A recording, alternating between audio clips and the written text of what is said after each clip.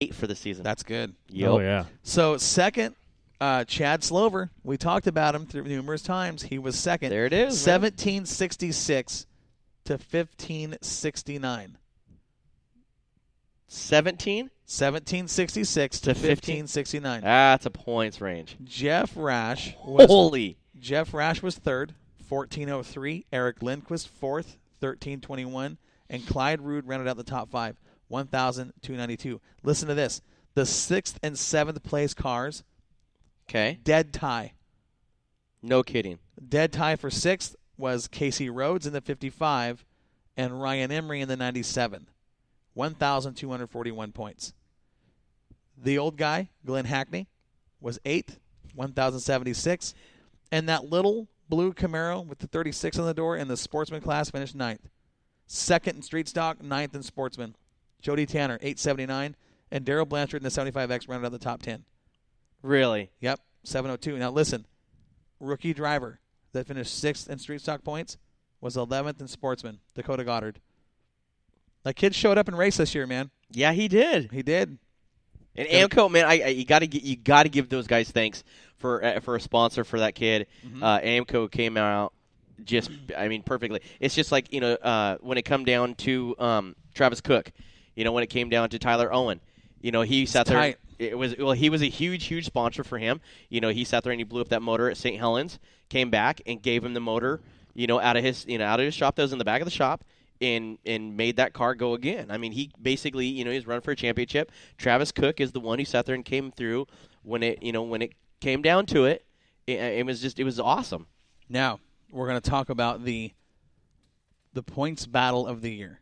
Truly was the most exciting one, I think, to watch, just because it was an upper division. Yeah. And it came down to the final race of the year. 14 points separated Supersport drivers Randy Barley and Brian Thompson coming into the night. Okay, Thompson was going to earn this one if he was going to pull it off. Barley had to be consistent and finish. Okay, but he had to finish well because we're talking about Brian Thompson. Well, Brian Thompson and stuff has been very strong in the last month. 6 or 7 wins in the season? 5 or 6. I think it was 6. Must be 6. But he's been very, very so it very came strong. down. It came down to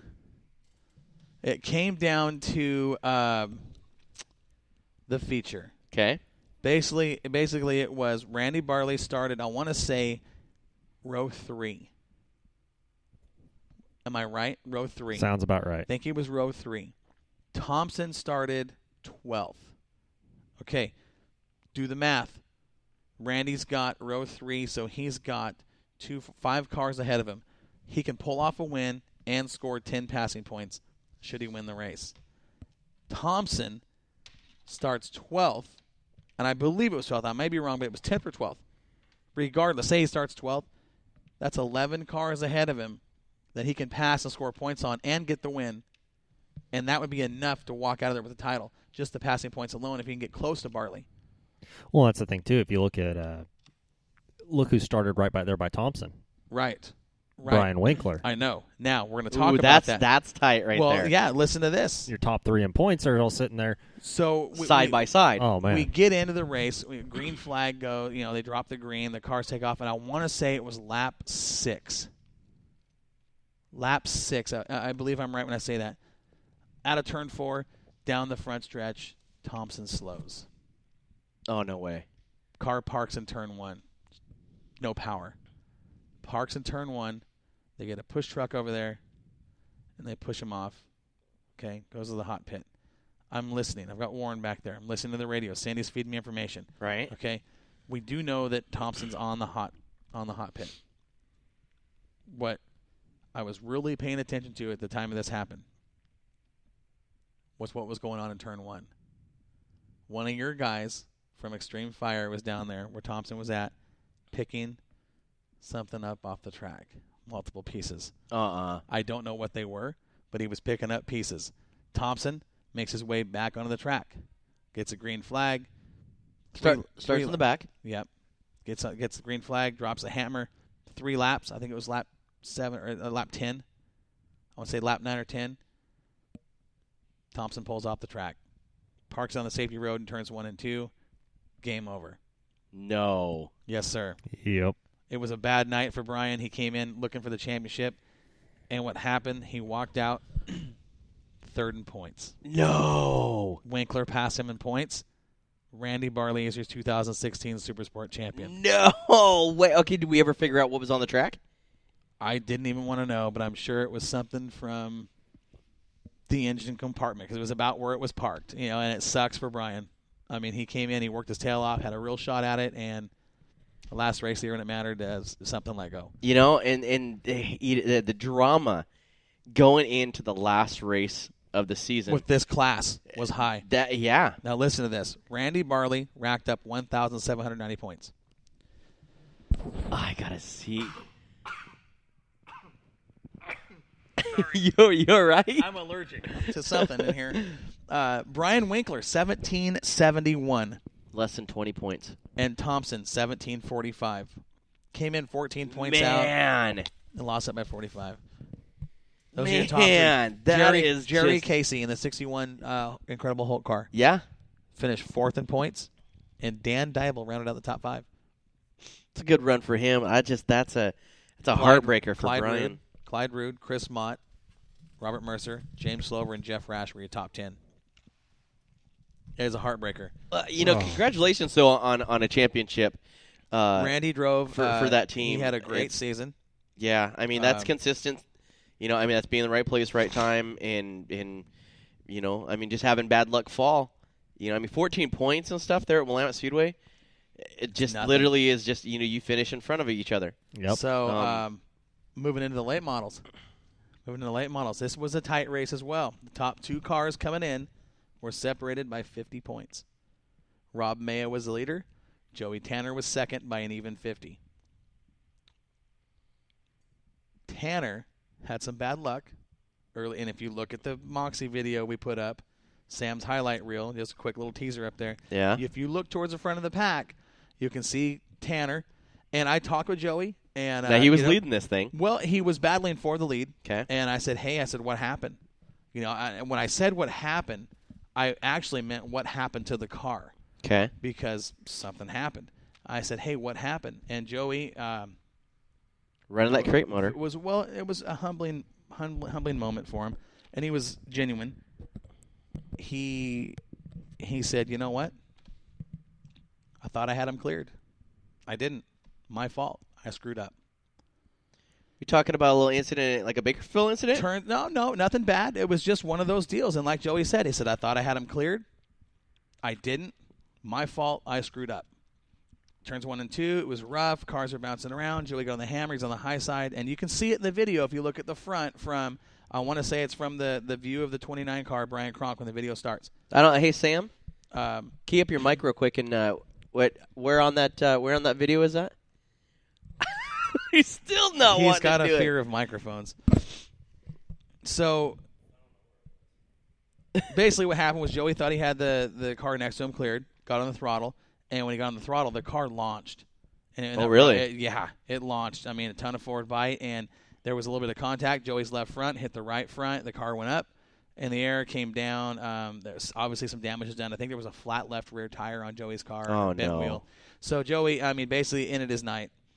It ended his night. That sucks. That being said, he was running second at the time? he was battling for the lead. Oh, really? It was, Yeah. you really wasn't Him and Maya? No, it was him and, who started on the pole? I can't even remember. It's in the video. Okay. But Joey finished second. He still walked out there second in points. Behind Maya. Behind Mayo. It's Koffel. Koffel's car. Glaser was driving. Yeah. It was. Okay. The 46. Rob Maya walks out of Willamette Speedway as the the last 2 track defending champion. Walked out of it with another championship this year, his 5th late model championship. Wow. He racked up 1,382 points.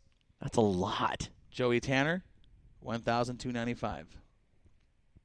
That was the difference. Third, Colin Weinbarger, 1,282. Way close. 13 points from second and third. Wow, that is But now listen, this was the top 4. We'll look at second through fourth.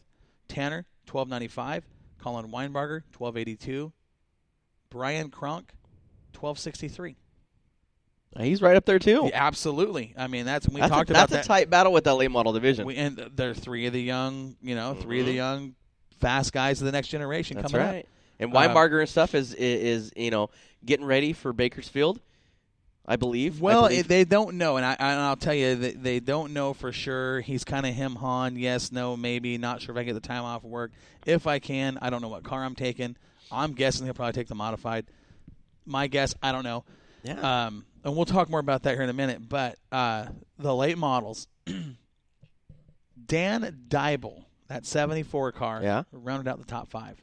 No This is a kidding. guy, I think if you look over the course of the season of guys making big strides in a division, he was that guy that made the big strides in the late model division. Hard charger.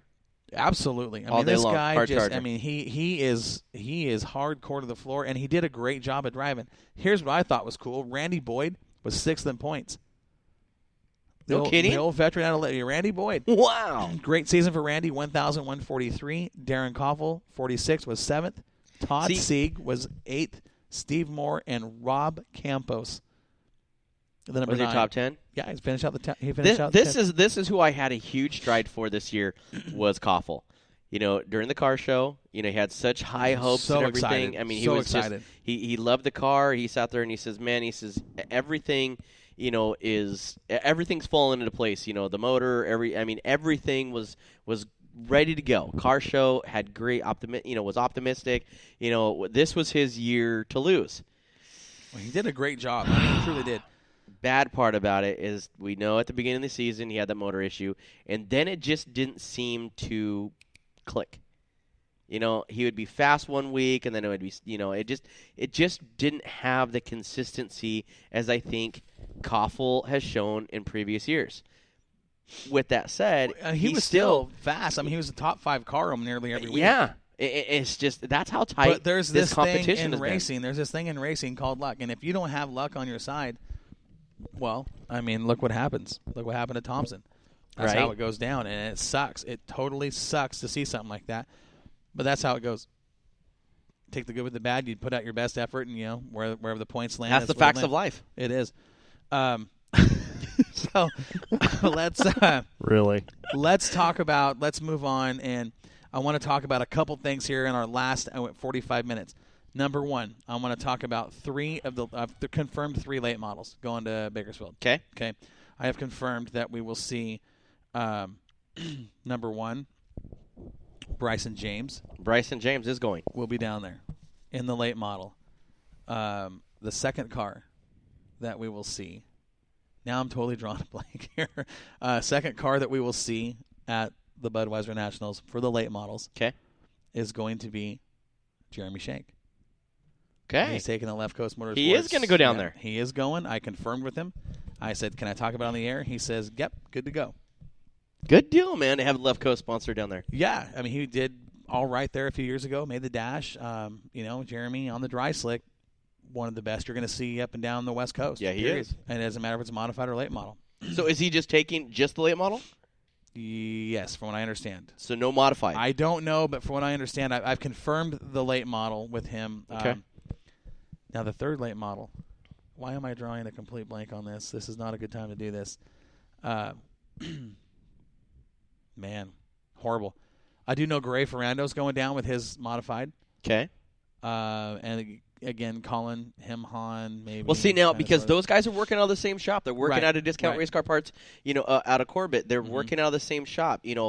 Gray Fernando went up to Colin this year and, used a lot of, his tutelage of Colin to help, on that car.